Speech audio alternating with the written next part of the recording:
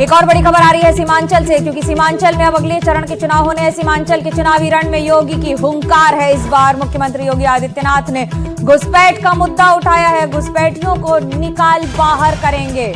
मुख्यमंत्री उत्तर प्रदेश योगी आदित्यनाथ लगातार धुआंधार प्रचार के कार्यक्रम में शामिल हो रहे हैं।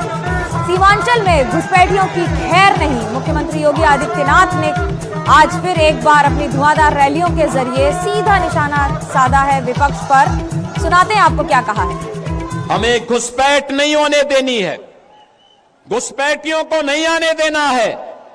जैसे कश्मीर में धारा 370 को समाप्त करके कश्मीर में पाकिस्तानी तत्वों को मार मार करके खदेड़ करके बाहर किया गया है, ऐसे ही हम अपने सीमावर्ती क्षेत्रों में घुसपैठियों को निकाल करके बाहर करके और जो भी आपराधिक गतिविधियों में लिप्त होगा उसकी संपत्ति को जब्त करवा करके गरीबों में बंटवाने का काम भी करने का काम एनडीए की सरकार करेगी। तो मुख्यमंत्री योगी आदित्यनाथ को आपने सुना, लेकिन प्रधानमंत्री नरेंद्र मोदी भी लगातार वहां पर धुआंधार प्रचार कर रहे हैं और साथ ही साथ गृह मंत्री अमित शाह भी। सुनाते हैं आपको उन्होंने क्या कहा है। स्वरोजगार के लिए बिना बैंक गारंटी युवाओं को मदद दी जा रही है।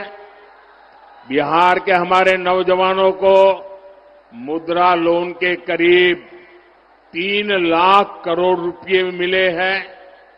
लेकिन साथियों, हमारे इन प्रयासों के सामने एक बहुत बड़ी चुनौती खड़ी है और वो चुनौती है घुसपैठियों की। एनडीए सरकार पूरी मक्कमता से और पूरी ईमानदारी से जो घुसपैठिए हैं एक एक की पहचान कर रही है और घुसपैठियों को देश से बाहर निकालने में जुटी है। लेकिन ये आरजेडी वाले, ये कांग्रेस वाले, ये लोग घुसपैठियों को बचाने में जुटे हैं।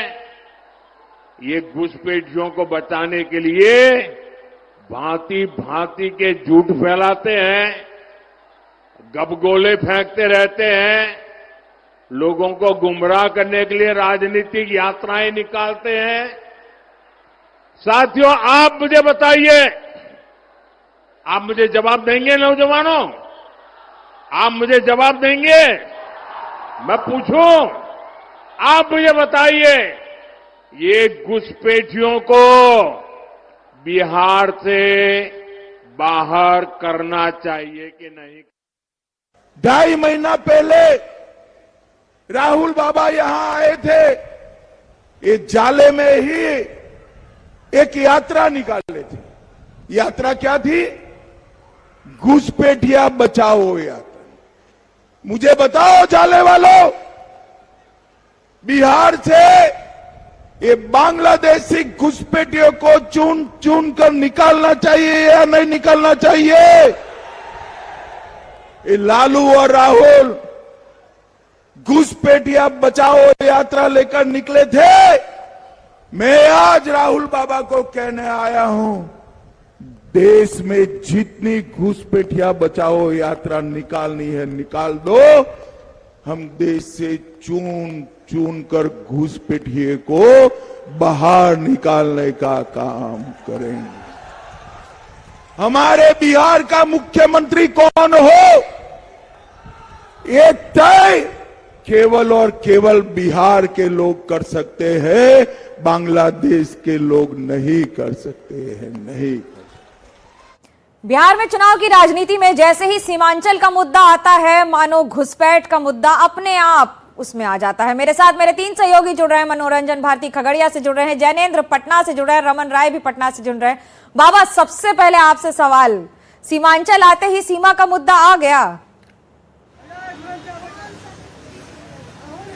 जी हाँ, निश्चित रूप से ये तो होना ही था। जैसे ही सीमांचल का मुद्दा आता है, क्योंकि वहाँ पर मुस्लिम पॉपुलेशन ज़्यादा है, तो ये बात होनी ही थी। लेकिन सबसे बड़ा सवाल है कि SIR हो चुका है, चुनाव आयोग से पूछना चाहिए कितने घुसपैठिए मिले, कितने घुसपैठियों को बाहर किया गया, इसका जवाब चुनाव आयोग को देना चाहिए। वही सबसे उचित अथॉरिटी है जो बताएगा। हालांकि चुनाव है, ये मुद्दे वहाँ उठाए जाएंगे और ये मुद्दे अभी अगले 2-3 दिनों तक जो है नेताओं के भाषणों में छाया रहेगा। हर तरफ आपको यही गूंज सुनाई देगी।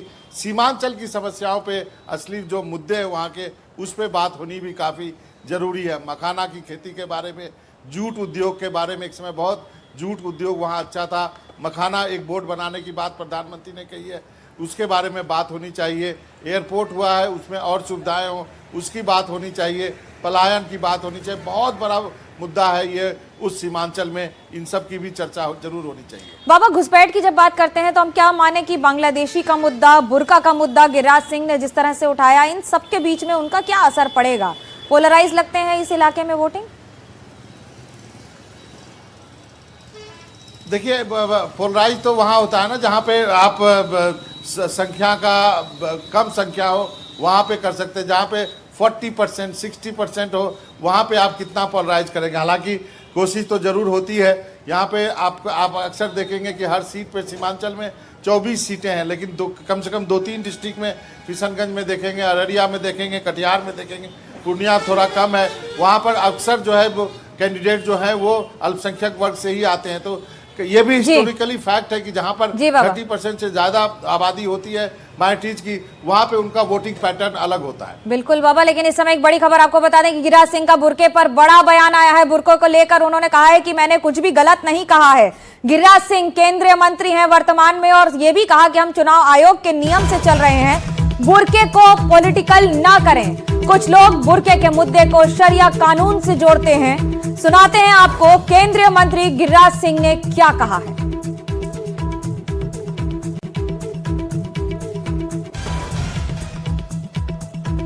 बुर्का एक ये लोग कानून से जोड़ना चाहते हैं, अपने शरिया कानून से, लेकिन हम तो चुनाव आयोग के नियम से चल रहे हैं। क्या मैं पूछना चाहता हूं, ये बुर्का नहीं उठता है जब एयरपोर्ट पर जाते हैं? क्या ये बुर्का नहीं उठता है जब आधार बनाने जाते हैं, जब ये हवाई जहाज यात्रा करते हैं, जब ये सरकारी सेवाओं का लाभ लेते हैं? पॉलिटिकल मत करें। चुनाव आयोग ने आंगनबाड़ी को तय किया है कि रहेगी, जो भी गड़बड़ करेंगे बुर्का उठाना ही पड़ेगा।